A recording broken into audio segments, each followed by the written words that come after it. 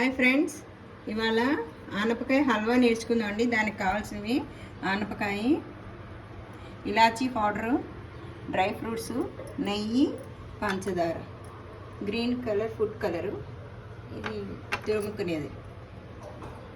ఇదిగోండి, 1/2 కేజీ చేస్తున్నాను. ఈ విధంగా మొత్తం అంతా చెక్కు తీసేసుకోవాలి. పైన ఉన్నది ఇలా కట్ చేసుకుని ఇది కూడా తీసేసుకోవాలి. మనం గింజలు ఉండకూడదు. ఈ లేయర్ అంతా తీసేసుకొని ఇలా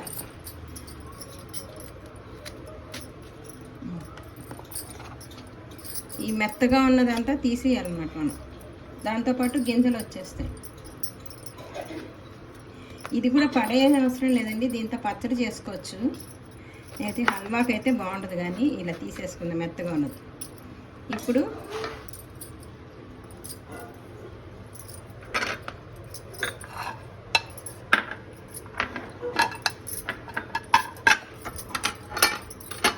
ఈ పెద్ద దాంతో తురుముకోవాలండి, చిన్న దాంతో కాదు, పెద్ద హోల్స్ ఉన్న దాంతో.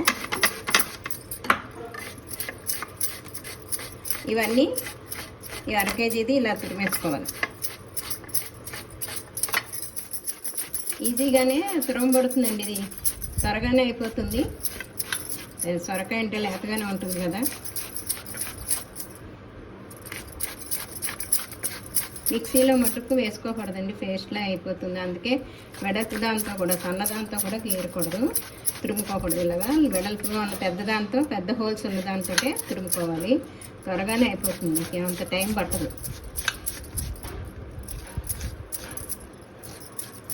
లాస్ట్కి కూడా చిన్నది వేస్ట్ కాకుండా కూడా వస్తుంది సొరకాయ కాబట్టి.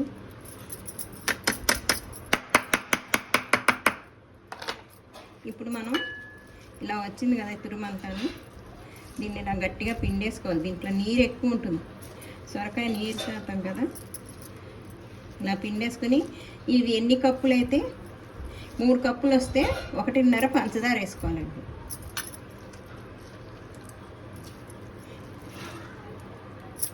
స్టవ్ వెలిగించుకుందామండి, మిడిల్లో పెట్టుకుందాం. 3 చెంచాలు నెయ్యి వేసుకుందాం, ఎందుకంటే డ్రై ఫ్రూట్స్ వేయించడానికి కోసం. ఇది వేడెక్కుతూ ఉంటుంది. లోపల ఇక్కడ పాలు 1/4 లీటర్ తీసుకోవాలండి. మీగడతో ఉంది చూడండి, మా గేదె పాలు. ఈ మీగడతో ఉన్నది వేసుకోవాలి, కమ్మగా ఉంటుంది అనమాట. 1/4 లీటర్ పైన పోసుకొని అది సిమ్లో పెట్టుకొని కలుపుతూ ఉండాలి. బాగా చిక్కపడాలి. ఇంకా ఈ చిక్కడి పాలే కాబట్టి దగ్గర పడిపోతుంది. ఇలా కాచుకోవాలి. ఈ లోపల ఇక్కడ డ్రై ఫ్రూట్స్ వేయిద్దాము.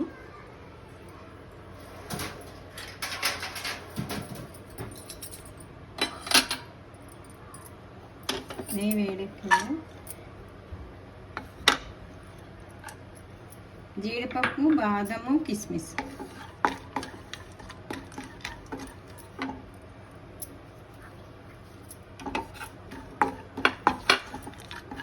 బాగా వేగాలి. కొంచెం హై పెట్టుకుందాము. క్రీమ్ కలర్లో రాగానే కిస్మిస్ కూడా ఇలాగ ఉబ్బుతుంది, అప్పుడు తీసేసుకుందాం. చాలా బాగుంటుందండి ఆనపకాయ హల్వా, చలవ కూడాను. కాకపోతే నీరు ఎక్కువ బాగా వస్తుంది.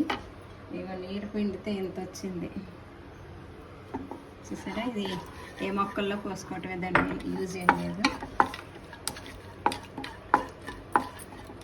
ఈ లోపల పాలు ఇక్కడ చూసుకుందాం, కలుపు పొంగు వచ్చేస్తుంది. మిడిల్లో పెట్టుకుందాం.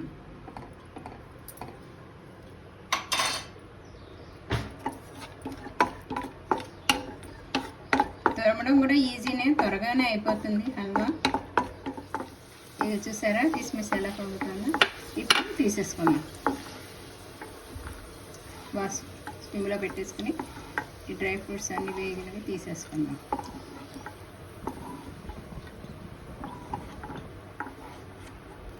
ఇవి పక్కన పెట్టుకుందాం అండి. ఇప్పుడు తురిమిన 3 కప్పులు పిండేసుకుని దీంట్లో ఈ నెయ్యిలో వేసేసుకోవాలి. ఈ మిగిలిన నెయ్యిలో ఇది కూడా బాగా కలుపుకోవాలి. పచ్చివాసన పోయేదాకా అడుక్కి పైకి కలుపుకుంటూ ఉండాలి. కొంచెం హైలో పెట్టుకున్నాము.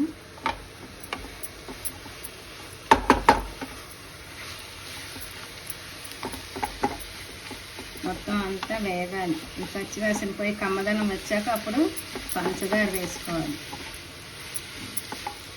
ఇది 3 కప్పులు ఉందండి. 1.5 కప్పు పంచదార తీసుకుంటున్నాను. దీంతో 1.5 పంచదార తీసుకుని దీంట్లో వేగాక వేయాలి.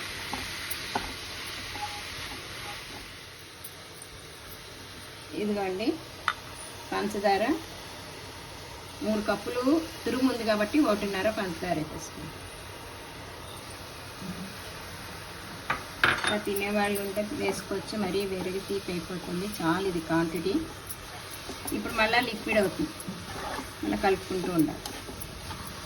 ఈ పంచదారలో ఉడకాలి, బాగా దగ్గర పడేదాకా కలుపుకుంటూ ఉండాలి.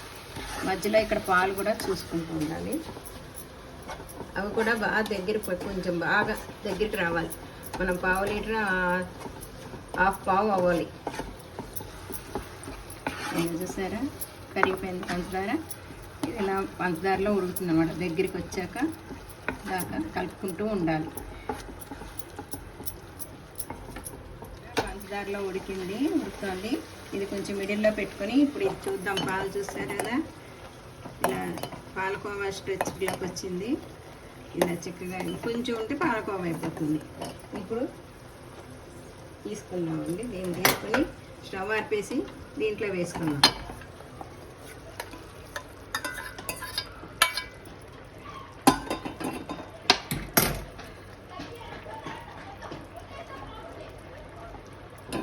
ఇంత వేసేసుకొని ఇలా బాగా కలుపుతూ ఉండాలి. కొంతమంది పాలపొడి వాడుకుంటారు. ఇలా పాలపొడి కంటే ఇది వాడితే బాగుంటుందని ఇలా చేసుకుని కోవా కూడా పచ్చి కోవా కూడా వేసుకుంటారు. ఈ పచ్చి కోవా బదులు చిక్కటి పాలు దగ్గరికి రానిచ్చి ఇలా వేసుకున్నా కూడా కమ్మదనం ఉంటుంది. ఇప్పుడు కై పెట్టాను. మళ్ళీ దీన్ని వేసిన దాంతో ఉడకాలన్నమాట. ఇప్పుడు కొంచెం నెయ్యి వేసుకుందాము. స్వీట్కి నెయ్యి ఉండాలి కదా, ఒక చెంచా నెయ్యి, చెంచాన్నర అలా వేసుకుందాం. ఇలాచీ పౌడర్ వేద్దామండి.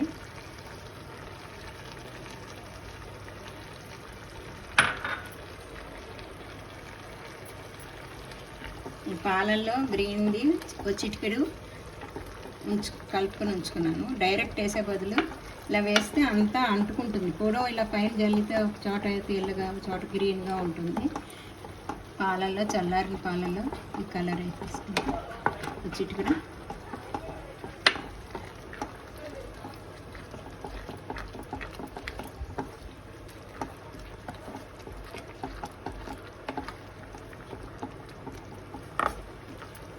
పచ్చికోవా వేసినట్టు బాగా దగ్గర పడాలి. డ్రై ఫ్రూట్స్ కూడా వేసుకుందాం. కొంచెం పైన వేయాలి. ఈ కలర్ కూడా మరి ఎక్కువ వేసుకున్నా బాగుంటుంది. ఇది మాత్రం వేసుకుంటే ఆనపకాయ గ్రీన్గా ఉంటుంది కదా అనుకుని అక్కర్లేదనుకున్న వాళ్ళు అవాయిడ్ చేయొచ్చు. వేస్తే బాగుంటుంది.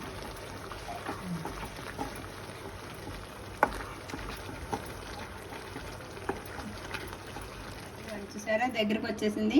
స్టవ్ ఆపేసుకుని బౌల్లోకి తీసుకుందాం.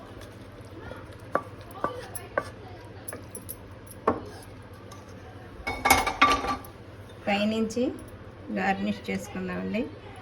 డ్రై ఫ్రూట్స్ అన్నీ పైనుంచి వేసేసుకోండి.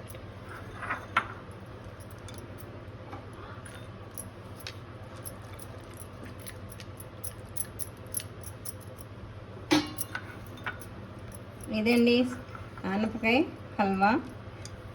గోరువెచ్చగా అయినాక తింటే చాలా బాగుంటుందండి, వేడివేడిది కాకుండా. Emmy tasty. లైక్ చేయండి, షేర్ చేయండి, సబ్స్క్రైబ్ చేయండి. Thank you.